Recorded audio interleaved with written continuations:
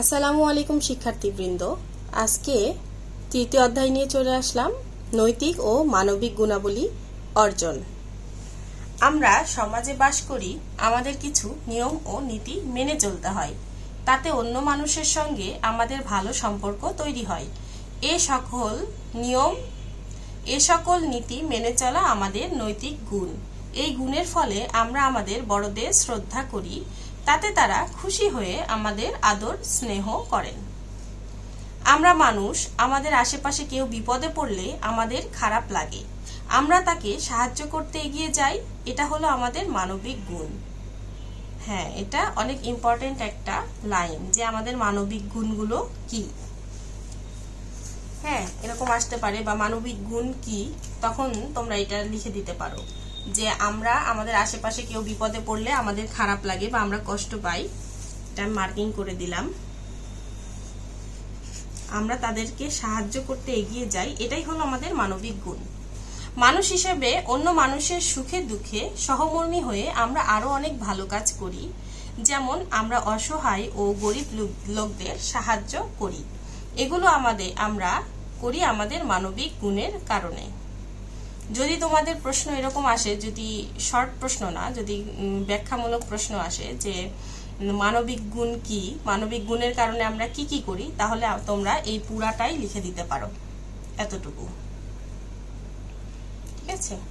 হাদিসে আখলাক শব্দটির উল্লেখ রয়েছে। আখলাক শব্দের অর্থ হলো চরিত্র। এটা অনেক ইম্পর্টেন্ট একটা, এটা তোমাদের এমসিকিউতে আসবে। আখলাক শব্দের অর্থ কি এবং আখলাক শব্দের কোন ভাষা থেকে এসেছে, আরবি ভাষার শব্দ। এটির অর্থ হলো চরিত্র। আখলাক দুই প্রকার, আখলাকে হামিদা ও জামিমা। এটাও অনেক ইম্পর্টেন্ট একটা, এমসিকিউ আসতে পারে। হ্যাঁ, তোমরা প্রত্যেকটা লাইন পড়বা আর বুঝে বুঝে পড়বা, দেখবা যে ব্যাখ্যামূলক প্রশ্ন বলো, এমসিকিউ বলো, সব তোমরা পেরে যাবে ইনশাআল্লাহ। আখলাকে হামিদা হলো প্রশংসনীয় চরিত্র, আর আখলাকে জামিমা হলো নিন্দনীয় চরিত্র। আখলাকে হামিদা হলো আমাদের নৈতিক ও মানবিক গুণ। এখানে ছক দেওয়া আছে আখলাক, আখলাকে হামিদা ও আখলাকে জামিমা। আখলাক দুই প্রকার।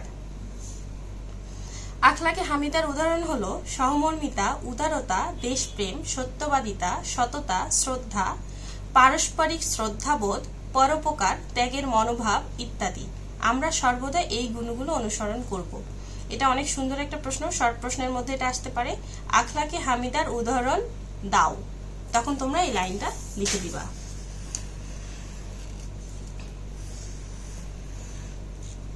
ঠিক আছে বন্ধুরা, এখন পরের প্রশ্নে চলে যাব আমরা। আখলাকে জামিমা ক্ষতিকর, এর উদাহরণ হলো মিথ্যা কথা বলা, অন্যের সমালোচনা করা, মারামারি করা, গালি দেওয়া, কাউকে না বলে কোনো কিছু নিয়ে যাওয়া, কুড়িয়ে পাওয়া জিনিস পেয়ে ফেরত না দেওয়া ইত্যাদি। এই গুণগুলো দেখো তো, তোমরা চিন্তা করে দেখো যে আমাদের কার কার মধ্যে এই গুণগুলো আছে। আর এগুলো অবশ্যই আমাদের চরিত্র থেকে এগুলো বাতিল দেওয়ার সময় চলে এসেছে। যেহেতু আমরা বইয়ে পেলাম, তো আমরা শুধু পড়লেই তো হবে না, এগুলো আমাদের মেনে চলতে হবে। মানব জীবনে ফলটা প্রকাশ করতে হবে, তাহলেই না পড়ে তুমি সেটার ফিডব্যাক পাবে। আখলাকে জামিমার উদাহরণ আসতে পারে মিথ্যা কথা বলা, অন্যের সমালোচনা করা, মারামারি করা, গালি দেওয়া, কাউকে না বলে তার কিছু নিয়ে যাওয়া, কুড়িয়ে পাওয়া জিনিস পেয়ে ফেরত না দেওয়া ইত্যাদি ইত্যাদি। তারপর আমরা সর্বদা এই কাজগুলো থেকে বিরত থাকব। মহানবী সাল্লাল্লাহু আলাইহি ওয়াসাল্লাম বলেছেন, ইন্নামা বুইসতু লিউতাম্মিমা মাকারিমাল আখলাক। হ্যাঁ, এখানে বাংলা উচ্চারণ দেওয়া আছে, তোমরা এই আয়াতটা অবশ্যই মুখস্থ করে নিবা। এরকম এমসিকিউ আসতে পারে বা শর্ট প্রশ্ন আসতে পারে যে আখলাকের বিষয়ে মহানবী সাল্লাল্লাহু আলাইহি সাল্লাম হাদিসে কি বলেছেন, তখন তোমরা এই লাইনটা বলবে। বাংলা উচ্চারণটা লিখতে পারো অথবা এটা লিখে দিবা। আমি উত্তম চরিত্রকে পূর্ণতা দানের জন্য প্রেরিত করেছি। এই দুইটাই তোমরা মুখস্থ করে ফেলবা প্লাস লিখবে। ঠিক আছে। তাই আমরা উত্তম চরিত্র গঠনের জন্য সর্বদা চেষ্টা করব। মহানবী সাল্লাল্লাহু আলাইহি সাল্লামের আদর্শগুলো আমাদের জীবনে ধারণ করব।